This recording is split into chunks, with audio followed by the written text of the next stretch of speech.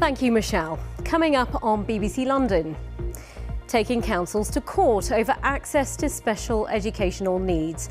We meet one mum left exhausted by the battle to get help for her son. It's not fair. It's a really broken system and it just takes its toll on the parents mentally. We're surviving on minimal sleep. We're stressed, we're struggling. Also on the programme, a new approach to tackling crime in Finsbury Park. We're out with the Met's targeted patrols. Can Fulham cause a shock against Premier League leaders Liverpool and reach their first Wembley Cup final for nearly half a century? And exploring the power of cute, why fluffy bunnies and kittens are more influential than you might think.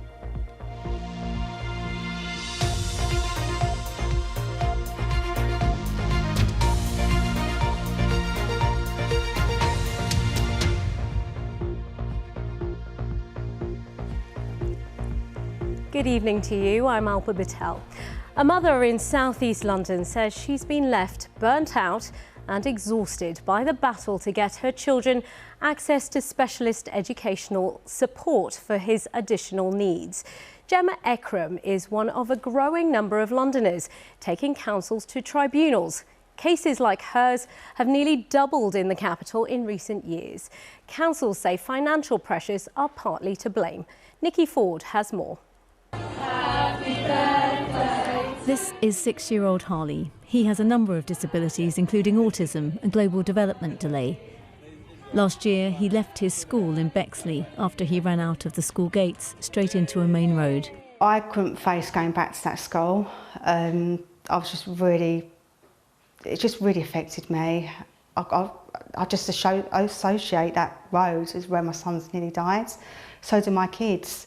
His mum Gemma then had a 7-month wait to get the council to provide him with a home tutor, given his complex educational needs.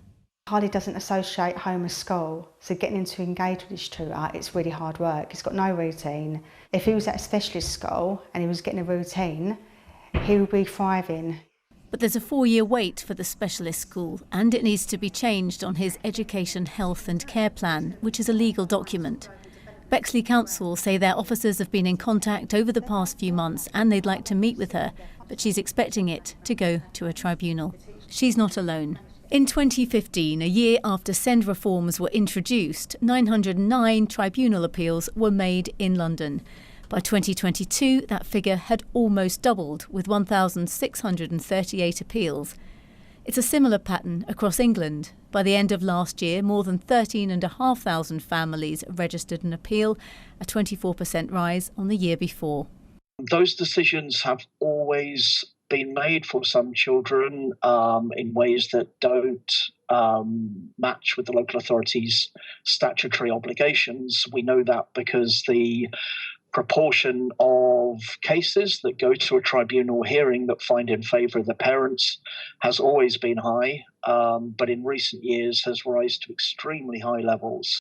So where's it going wrong? The MP for Twickenham believes it's because councils are having to ration their spending on SEND. There is a real pressure at that local level, and the fact that schools have got to pay the first £6,000 towards an EHCP, that is a disincentive to identify children early. I think it was last year about £100 million was spent on these tribunals, money that could be spent in the education system on SEND provision. The local government association who represent councils say the gap between the cost of SEND support and their available funding is £1.9 billion. They're calling on the government to write off the debt. In a statement, the government told us, "The vast majority of education, health and care assessments and plans are concluded without the need to resort to tribunal hearings, but we know that the system needs to work better for parents. That's why we've set out ambitious reforms to the system, including plans to strengthen mediation between parents and local authorities before cases go to tribunal. Funding for children and young people with complex needs will reach over £10.5 billion in 2024 to 2025. We're a carer for our kids, we're their advocate, we're their voice, we're their teacher, we're everything built in, and we just have no energy. A lot of us are burnt out. But for Gemma and thousands of other parents, they have no option but to continue to fight. Nikki Ford, BBC London. Well, let's speak to one person who has spent the last few years helping people like Gemma. Yvonne Newbold runs a charity dedicated to helping families fight to access the support they need. Thank you for being with us. Thank you. Stark figures there, but behind those numbers are real people, aren't there? Absolutely. What are you hearing? What is the impact of all of this on families and children with these needs? I don't think you can overestimate the devastation that these delays, these hold-ups, these pushbacks are causing families. A child who is not coping in school will be possibly traumatised, very distressed, very anxious. Often their behaviour goes completely off the scale when they get home from school because they've held it all together, they've masked successfully. Now, to get an education, health and care plan takes a minimum of 20 weeks. But I was asking families in my community last night how long it really takes. Over a third, it took a lot longer. One family, it took 75 weeks. Now, when you get that education, health and care plan, that's only the start. And the thing is, that's nearly a year that that child may not have been able to attend school, or if they have attended school, they will be incredibly traumatised. Why do you think, Yvonne, we're seeing these delays? I think partly it's funding. I think partly there's a resistance to families. Definitely, if you speak to families, they are discouraged, they're often blamed, they're often judged, they're told all sorts of reasons why their child won't get or doesn't need an EHCP. There seems to be a real disincentive to actually encourage and help those families to get what that child really needs. And it's heartbreaking because if a child is out of school or at school but desperately unhappy every day, this is going to cause mental health problems that could last a lifetime. This is blighting the opportunity and the potential of, well, about somewhere between 15 and 20% of all children have a special educational need or a disability. Now, we're writing off nearly 20%, 1 in 5 children. Just quickly, the government says, and you heard it in that piece, that funding will reach over 10.5 billion in 2024 and 25, an increase of 60% since 2019 and 2020. What do you make of that? Is that a move in the right direction, do you think? I think it's far too little, far too late. And it's not just a money issue. It's also about changing culture. Everybody is working in a broken system. In the same way that it's not a child's fault, it's not a parent's fault, it's not the professional's fault either. But everybody's trying to spend as little as possible because the money isn't there. I think we need to change culture as well as spending money. But to me, £10 billion sounds a lot. But how many local authorities are there in the country? How many children actually need this help? I bet it actually doesn't equate to very much at all. And also, is it going to be ring-fenced or can it be used for anything else? Yvonne Newbold, thank you ever so much for being with us today. Thank you. Thank you. And if this story has struck a chord with you and you want to tell us your story, please get in touch. You can email us on hellobbclondon@bbc.co.uk. Lots more to come, including... From dolls' houses to cuddly kittens, I'm done at an exhibition celebrating all things cute here at Somerset House.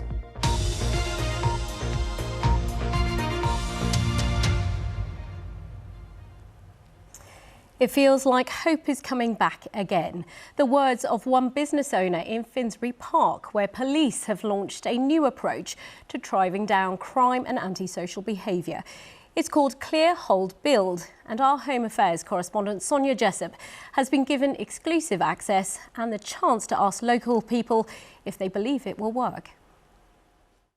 Good evening, everybody. We are here today as part of Clearhold Build. These officers are being briefed on a new police project that aims to drive out crime and transform local communities.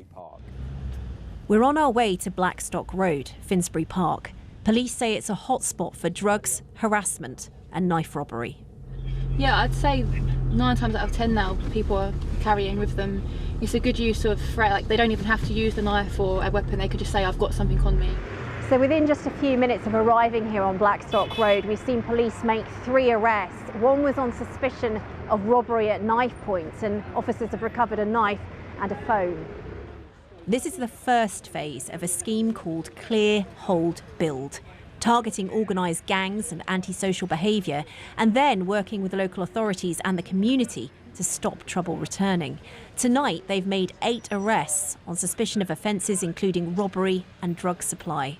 This business owner says it's making a huge difference. Nobody was safe on the street. Just when you're walking, someone is nicking your mobile phone. Lots of ladies was feeling not safe walking down on this road. But luckily it's good now. At the moment, it's quite happy. Another business owner is also delighted to see police action, but he says he's fearful for his safety and does not want to be on camera. The family business, we thought about selling and going somewhere else because we could not risk our lives or our kids' lives. You feel like you're let down by the security system sometimes. But then again, since December, we feel like hope is coming back again. Clear Hold Build was designed by the Home Office. The first London site was in Barnet. The Met's hoping if it can demonstrate real change, it could restore trust in a force that's still effectively in special measures. The concerns around trust and confidence in police is something, as a neighbourhood superintendent, I really need to reflect upon. And what this initiative is giving us the opportunity to do is build that trust and confidence, show activity that we're taking against their concerns. Police have been meeting with local people and the 3 different councils who border the area. They'll all need to work together. It's very hopeful, and if they listen to the residents that live in the area, then it will be, I hope, very successful. I think it's a wonderful initiative. I'm great the Home Office is doing it and supporting it, and great it's working across boroughs because that's what we need, and that the police are here, that's wonderful. But we've just got to hold it to account somehow. It sounds really good, really good, and it looks good on paper, but is it going to work? That's the problem. So a lot of these things have come up before. It is the start of a long process, not just to make this area safer, but to make sure it stays that way. Sonia Jessup, BBC London. Families who lost loved ones in the Grenfell Tower fire has spoken of their anger and loss on the second day of Grenfell Testimony Week. The event allows those affected by the fire the chance to speak directly to the companies and public bodies involved. Among them is a man whose son died as they tried to flee the building. Aisha Bucks has more, and a warning: you may find some of the details in her report upsetting. Among the victims of the Grenfell Tower fire were many children. Some died with their parents in their homes. Whole families across the generations were wiped out. 5-year-old Isaac died alone. He was separated from his dad while trying to escape from the 18th floor after being told to stay in their flat by the London Fire Brigade. Here today because I want each of you to know what I have been through, how much I have suffered. Today, Isaac's parents spoke as part of a week of personal testimony following a compensation settlement agreement. Its aim is to allow those affected by the fire the chance to speak freely to organisations and companies they hold responsible for what's happened. All but one sent representatives. Arconic, who supplied the cladding, did not. They sent a financial contribution. This is a good opportunity, all the defenders will be there and talking to them, looking them directly. I hope they understand how we've been suffered, what we went through and still we're doing. We, the group, which is the ETA Eritrea, what we wanted is Memorial Commission to take a note. Paulus and his wife are part of an East African community support group. Other Eritrean and Ethiopian bereaved relatives spoke of their pain and the children they lost. During every session here, we've heard families and survivors relive their trauma and share very personal pain. But we've also heard their anger and disbelief at what they see as the lack of accountability and responsibility by individuals and organisations. I have to control my emotion. I have to control my anger. And I want to see them and to see their eyes, how they feel. Hopefully they understand our anger, our sorrow, and there will be a change. The London Fire Brigade sent 3 officers attending each day this week. They say they will learn, change and improve so that tragedies like this never happen again. More families and survivors will speak as the week goes on. Aisha Baksh, BBC London. A quick roundup of other news for you. Speedboat killer Jack Shepherd has been released from prison after he was jailed for 6 years over the death of 24-year-old Charlotte Brown on their first date in 2015. She died after she was thrown from the boat in which he was speeding in on the River Thames. Shepherd was convicted of manslaughter but fled to Tbilisi in Georgia and spent months in hiding. The number of anti-Semitic hate crimes recorded by the Met Police in the month after the Hamas attack on Israel was more than 13 times higher than in the same period the year before. There were 679 compared with 50 in October 2022, and the number of Islamophobic offences more than trebled to 258. Scotland Yard says hundreds of investigations are still ongoing. An investigation is underway after a dead XL bully was found blood-stained and with a head injury in a large metal crate. It was found in Holcott Avenue in Bexley Heath last week. From February, it will be a criminal offence to own an XL bully without an exemption certificate. A plaque honouring civil rights campaigner Martin Luther King has been installed at a central London church. Dr. King gave his first sermon on British soil at the Bloomsbury Central Baptist Church back in 1961. Our reporter Barry Caffrey was there for the unveiling. Well, I have come to realise that racism is a world problem. Martin Luther King speaking in London for the first time in October 1961 at Bloomsbury Central Baptist Church. It was here that a ceremony took place today to honour the man with the UK's first Blue Heritage plaque. Among the guests, the US Ambassador to London, Jane Hartley. And I believe that we need Dr. King's message today just as much as we did back then. Today's event was organised by the Nubian Jack Community Trust in collaboration with Camden Council. It's very important to memorialise a figure like Martin Luther King as he transcends generation. The issue for us is we do not have a space in London where we can go to reference such an important, iconic figure. And putting up a plaque on this building, on this important landmark, is a step forward in recognising his contribution to history.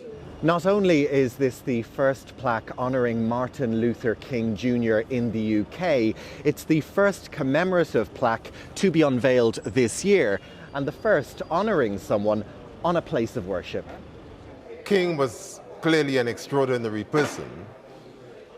He preached in this church in October 1961, his first sermon in the UK. And his message was global, really. It was universal. The plaque has been installed on the outside of Bloomsbury Baptist Church. It's hoped it'll help people remember Martin Luther King Jr. for many years to come. Barry Caffrey, BBC London. Now to football, and after Chelsea thumped Middlesbrough in the semi-finals of the EFL Cup last night, it's now up to Fulham to see they can make it an all-London final. But they'll have to come from behind to beat Liverpool at Craven Cottage tonight. Our reporter Chris Slegg is there. Chris. Alpert, Fulham so close now to what would be a fine achievement, their first Wembley Cup final since 1975. That was the FA Cup, this is the League Cup, and this is the furthest they've ever gone, the semi-finals. And just to warn you, a bit of flash photography coming up now. There was great excitement as the team arrived a few moments ago. The fans know if they're going to do it, they will have to cause a shock against the Premier League leaders, Liverpool. And as you mentioned, they are 2-1 down from the first leg, so they're going to have to score tonight to have any chance. But that is something they've managed to do in 6 of their last 7 meetings with Liverpool, and that's a really good record against really strong opponents. Now, a short while ago, I spoke to a man who played for both these clubs with great distinction, the former Republic of Ireland midfielder Ray Houghton, to ask him how he thinks that this match is going to pan out. The first time they ever played Liverpool in the League Cup, I played in the game back in 1983, and it's not been good. I was looking at the results, and we've not done very well against Liverpool. They've always had the upper hand, and for obvious reasons. But you know, the Fulham lads are here on merit. I was at the home game at Anfield when they lost to Liverpool. Do you know what? For long spells, they were the better side. They went 1-0 up with Williams' goal, and really should have doubled the lead. They had a couple of really good chances they didn't take. And I just wonder if they'll regret that, because they're playing against a side in Liverpool that, you know, all season score goals. How would you rate Fulham's chances tonight, though? I think first goal is key. You know, that if they get the first goal, they've got a chance, undoubtedly. That puts them right back into the tie.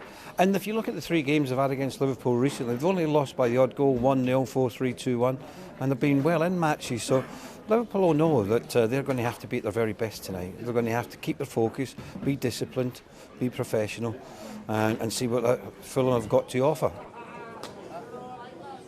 Yeah, we'll see what Fulham have got to offer. The last time they reached any final was the Europa League back in 2010. They caused a huge shocks in that competition against the likes of Juventus and Hamburg. So the fans know that it is possible. Now, as you mentioned, if Fulham do win, it will be an all-London final, because last night Chelsea, they overturned their first leg deficit against the Championship side Middlesbrough to win 6-1. The emerging star Cole Palmer scoring a couple of the goals, so they went through 6-2 on aggregate through to the final at Wembley on February the 25th, keeping alive the manager Maurizio Pochettino's hopes of winning a first ever English trophy. Can Fulham make it through to join them? You can find out live commentary on BBC Radio London's digital platform. Kick-off at 8 o'clock. If Fulham do manage to make it, it will truly be one of the greatest achievements in their history.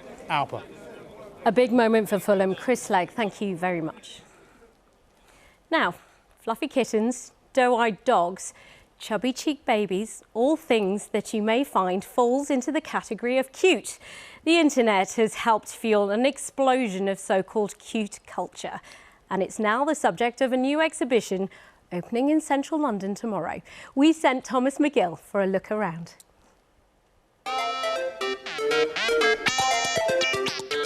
Enter the world of Cute, a collaborative space where kitsch meets fashion, cuddly kittens, art and soundscape. All attempting to put the fun in Fluffy. I would say that my space is an audiovisual installation inspired by a girl's bedroom.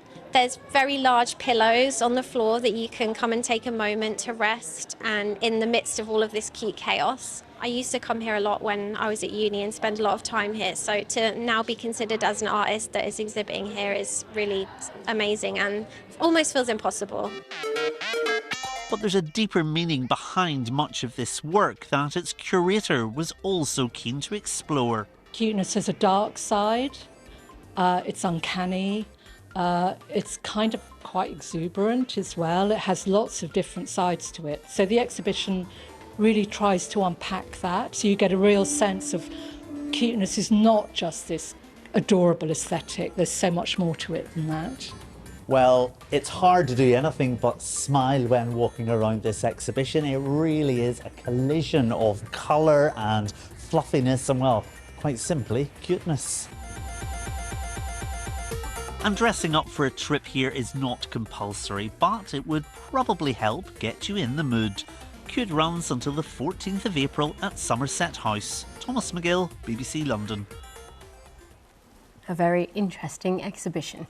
Right, let's take a look at the weather. Here's Ben Rich. Alpa, thank you very much. Good evening. I'm not sure we'd say the weather's been looking particularly cute today, but it hasn't been too bad. We've seen a little bit of sunshine around, although high cloud in the sky did start to turn that sunshine hazy with the approach of this weather front here. That is going to be pushing its way in from the south overnight with cloud and a little bit of rain. Storm Jocelyn, by the way, that's clearing well away to the northeast of us now. So through tonight, that weather front I showed you will be pushing its way northwards, increasing amounts of cloud. It'll turn quite misty and murky, I think, over some of the hills, and we'll see a few spots of drizzle working in as well. Temperatures by the end of the night, 7, 8 or 9 degrees. With this frontal system, we will bring in some pretty mild air. So tomorrow morning, expect a grey start, some mist and murk, some outbreaks of rain. That rain just coming and going really through the day. There'll be a few brighter glimpses. I think the cloud will tend to break up a little bit, so some spells of sunshine. But it is going to be mild, even under grey skies. Highs of around 12 or 13 degrees. Breezy, but not as windy as it has been. Now, tomorrow night, we're going to see a short, sharp burst of heavy rain pushing through, probably around or after midnight. That'll be accompanied by some squally, gusty winds, but that will sweep away the cloud to leave more sunshine by Friday. With that, though, a slightly chillier feel, although temperatures of 7, 8 or 9 degrees still aren't bad for this time of year. And then as we head on into the weekend, well, things change again, because as this area of high pressure shifts eastwards, we start to bring some milder air back in from the south. So you can expect temperatures to climb again as we head through the weekend, getting up to around 12 or 13 degrees. And with that, it should be mostly dry with some spells of sunshine, staying mild into next week, Alpa. Ben Rich, thank you very much. That's it from me and the team. We'll be back at 10:30. But for now, from all of us here, have a good evening, won't you? Bye-bye.